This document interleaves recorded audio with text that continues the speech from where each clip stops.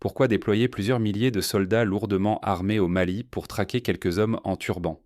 Est-ce vraiment une opération antiterroriste ou bien l'avant-goût d'un affrontement planétaire au cœur du Sahel?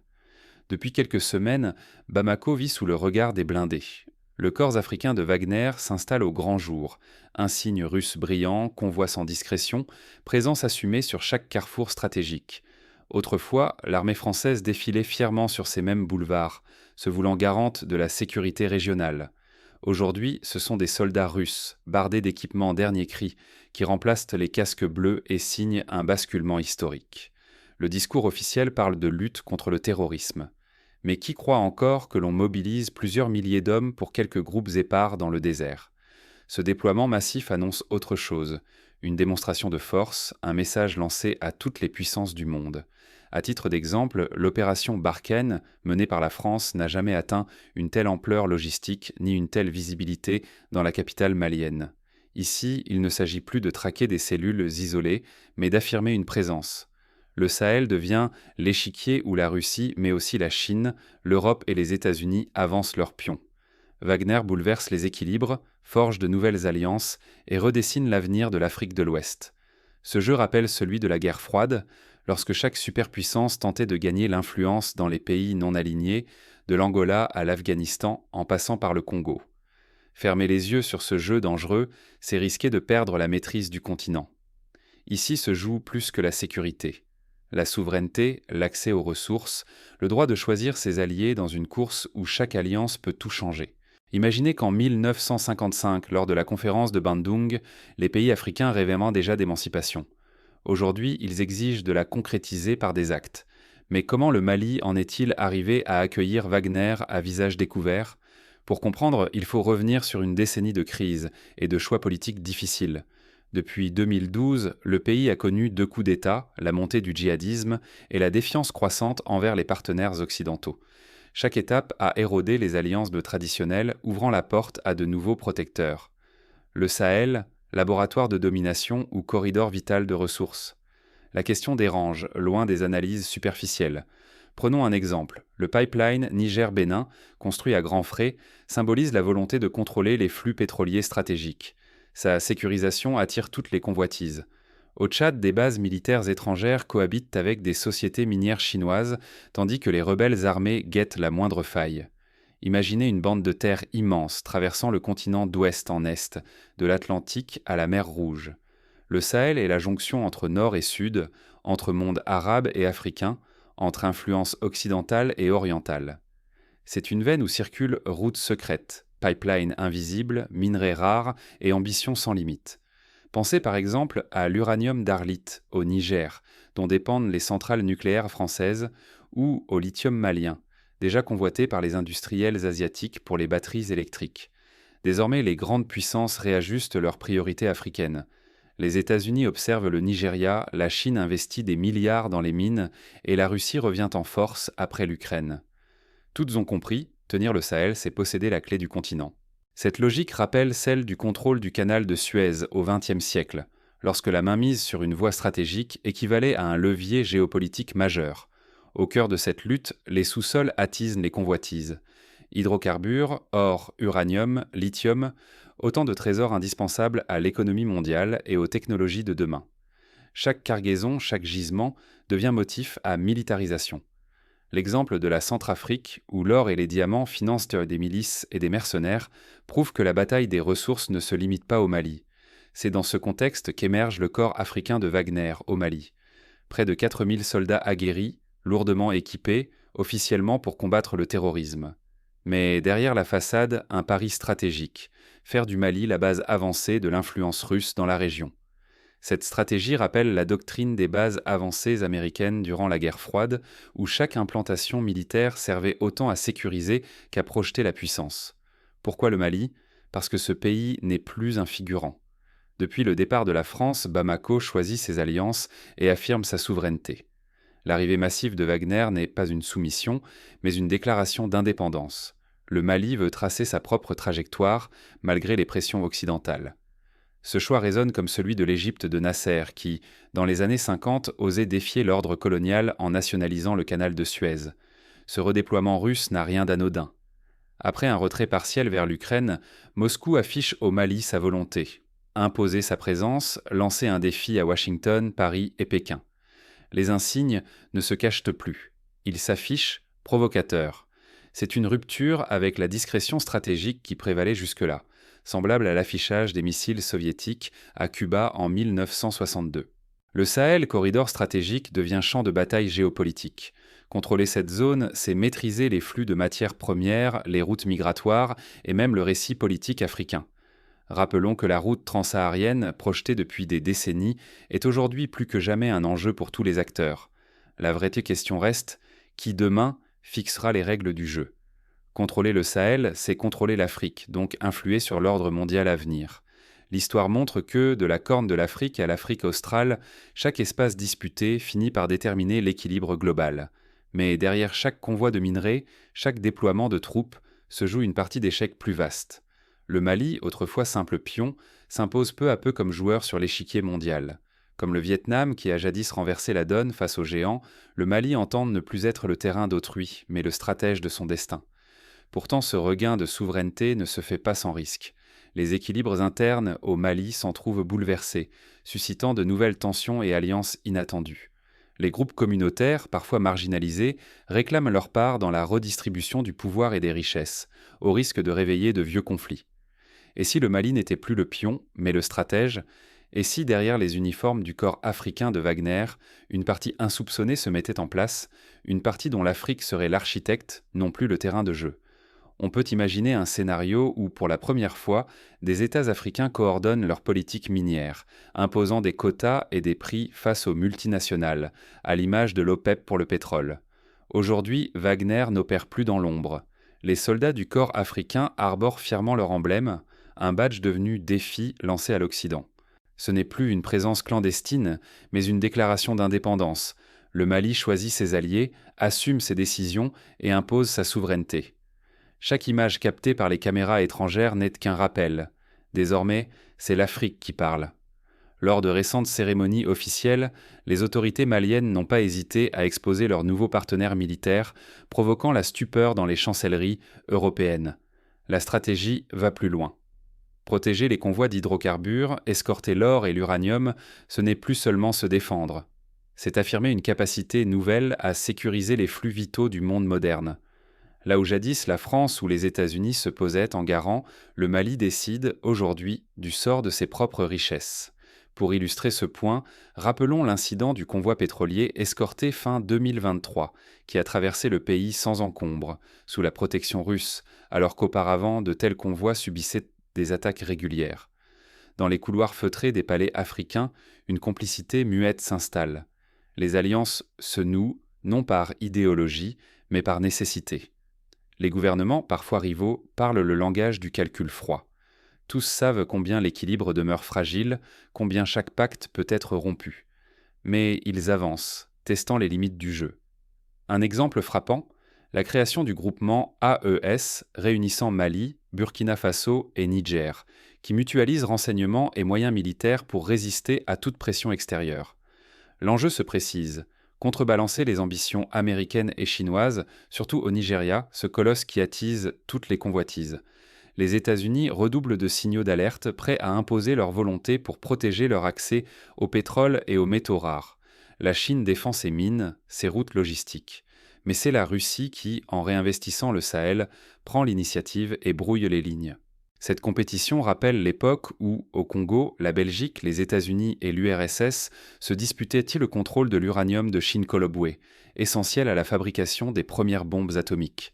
Le Sahel ne se contente plus d'être un champ de bataille. Il devient laboratoire stratégique où s'inventent de nouvelles doctrines, souveraineté version 2.0, alliance choisie, rejet des tutelles anciennes. Ici, les anciennes règles ne tiennent plus.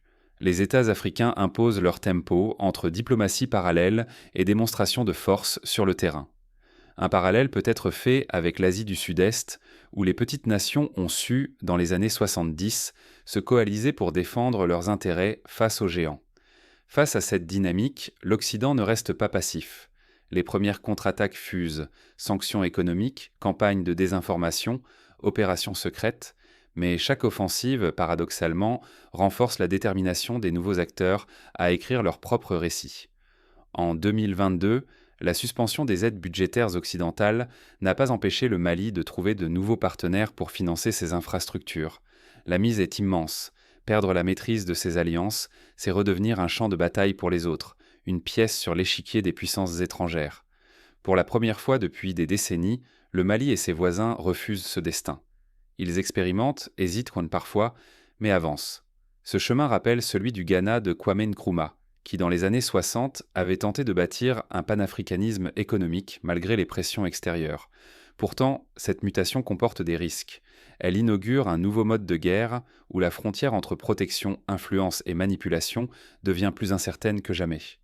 Les mercenaires russes, en intervenant dans les affaires intérieures, peuvent autant stabiliser que déstabiliser le fragile équilibre local. Mais jusqu'où ce pari peut-il tenir, alors que chaque pas suscite de nouveaux dangers ? Les équilibres restent précaires et la prochaine crise pourrait bien tout bouleverser. L'exemple de la Libye, où l'intervention étrangère a provoqué un chaos durable, sert d'avertissement à ceux qui croient pouvoir maîtriser la spirale de la violence. Si le Mali met le feu aux poudres, le Nigeria, lui, détient tout l'explosif.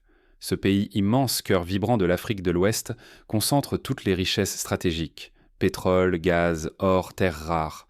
Plus de 200 millions de vies, autant de tensions et d'espoirs s'y entrecroisent chaque jour.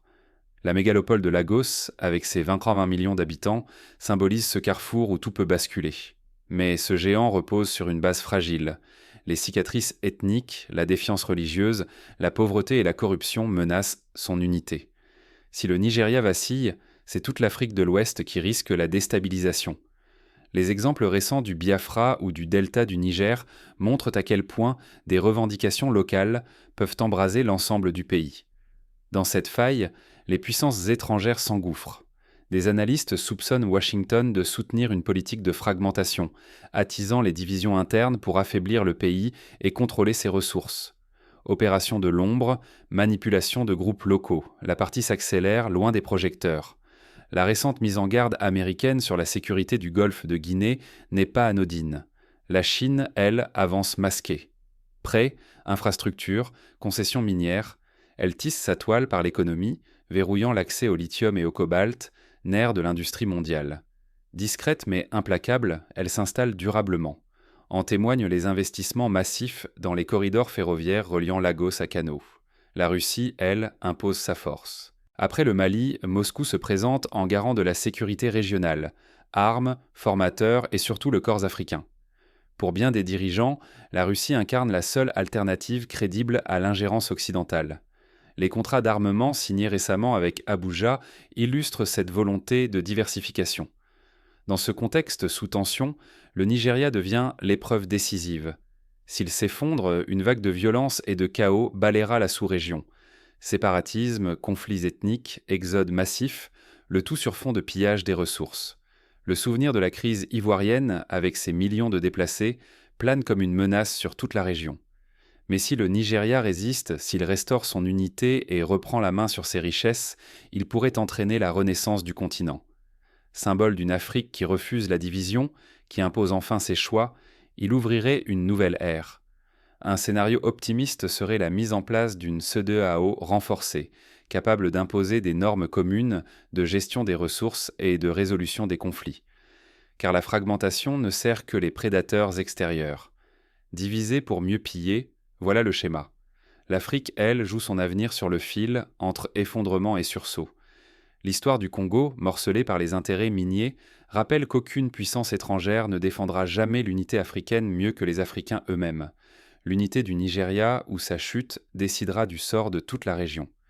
Pour les Africains, il ne s'agit plus de choisir un maître, mais de refuser l'asservissement et d'imaginer leur propre défense. Cela passe par la création de forces régionales autonomes, par la maîtrise de la formation militaire locale et par l'investissement massif dans l'éducation civique. Le corps africain de Wagner, au Mali, n'est donc qu'une pièce d'un jeu plus vaste. Au Nigeria comme ailleurs, chaque choix accélère la recomposition du continent. Chaque signature de contrat, chaque alliance militaire, chaque réforme institutionnelle s'inscrit dans une dynamique continentale. En Afrique, la guerre n'est pas un spectacle, ni un jeu d'ombre pour caméras étrangères. Ici, c'est la terre rouge, les pistes effacées par la poussière et la survie au bout de chaque sentier. La ligne de front n'appartient à personne. Elle bouge, elle rampe, elle s'adapte au silence des villages et à la rumeur du vent. L'exemple du Burkina Faso, où les communautés villageoises organisent leur propre défense, illustre cette capacité d'adaptation. Sous le regard distrait du monde, une doctrine nouvelle s'invente. Les armées africaines ne suivent plus les manuels importés. Au Mali, au Burkina Faso, au Niger, chaque riposte se fabrique sur mesure. Éclair de mobilité, intelligence du terrain, enracinement au sein des communautés. Ce n'est plus la force brute qui décide, mais la rapidité, la ruse et la solidarité immédiate entre voisins. Les opérations tapage nocturne, menées avec de simples motos et radios, déstabilisent des groupes armés bien plus équipés. Dans ces terres éprouvées, la guerre se mène aussi avec des drones bricolés, des volontaires pour la défense de la patrie et des réseaux d'alerte capables de mobiliser un village entier en quelques minutes. Ici, l'absence de moyens devient force d'adaptation. Un pick-up, un téléphone et toute une région s'organisent. Ce pragmatisme rappelle les tactiques de guérilla employées par les Vietnamiens contre les armées occidentales, tournant la faiblesse en avantage stratégique. Pourtant, cette résilience reste invisible dans les médias occidentaux. L'info préfère montrer la peur, le chaos et annoncer la chute à chaque embuscade. Mais elle ignore la ténacité d'un hameau qui résiste, d'une famille qui relève les ruines ou d'un peuple qui refuse de plier, même dans la nuit la plus noire. Les reportages qui s'attardent sur la reconstruction après une attaque sont rares, mais ils existent. Face à ce mépris, l'alliance AES s'impose. Mali, Burkina Faso, Niger, 3 États qui unissent leurs renseignements, leur logistique et leurs armes pour défendre ensemble leurs frontières et leur honneur. Ce pacte n'est pas qu'un traité, c'est une dignité reconquise, un refus d'être à nouveau morcelé ou pillé. Le partage des informations en temps réel sur les mouvements de groupes armés a déjà permis d'éviter plusieurs attaques coordonnées. Aujourd'hui, la lutte ne vise plus seulement le pouvoir.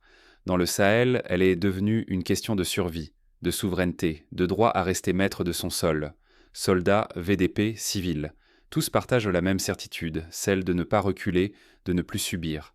Les cérémonies d'hommage aux victimes, diffusées sur les réseaux sociaux, galvanisent une fierté collective inédite. Car derrière chaque attaque, chaque embuscade, une bataille plus vaste se joue, le contrôle des ressources. Chaque massacre révèle un filon. Or, uranium, lithium, terres rares. Derrière chaque goutte de sang, c'est la souveraineté minérale de l'Afrique qui se décide. Les contrats miniers renégociés récemment au Mali et au Burkina Faso montrent que ce n'est plus l'étranger qui fixe les règles. Refuser de voir cette capacité africaine à se défendre, c'est condamner le continent à l'éternel cycle de l'extraction et du chaos. C'est perpétuer la fiction d'une Afrique impuissante, alors qu'elle invente, chaque jour, les codes d'une guerre qu'on ne lui a jamais enseignée.